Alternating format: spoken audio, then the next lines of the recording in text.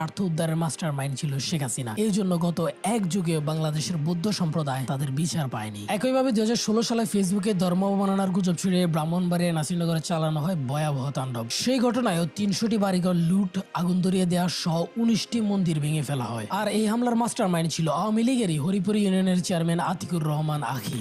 দুই আওয়ামী লীগ নেতার মনোনয়ন যুদ্ধের বলি হয় নাসিরনগরের সাধারণ হিন্দুরা। ব্রাহ্মণবাড়িয়ার নাসিরনগরের হরিপুর ইউনিয়ন পরিষদের আওয়ামী লীগের চেয়ারম্যান ও মনোনয়ন না পাওয়া সম্ভাব্য প্রার্থীর দ্বন্দ্বেই ঘটেছে হিন্দুপাড়ায় হামলা ও নির্যাতনের ঘটনা। যে রসরাজের নামে ফেসবুকে ফেক আইডি করে ধর্ম অবমাননার পোস্ট করা হয়, ওই রসরাজ ছিল পেশা একজন জেলে। সে ফেসবুকে চালাইতে জানতো না। যেদিন এই ঘটনা ঘটে ওই দিন সে বিলে মাছ ধরতেছিল। স্থানীয় মানুষকে ওকে মারধর করে পুলিশের হাতে তুলে দেয়। প্রশাসনের হাতে তুলে দেওয়ার পরে কিন্তু থেমে যায় নাই। পরের দিন আবার আওয়ামী লীগের নেতাই লোক জোগাড় করে মাইকিং করে ওই এলাকায় হামলা চালানো হয়। অথচ রসরাজ এগুলোর কিছুই জানতো না। যখন তাকে জিজ্ঞেস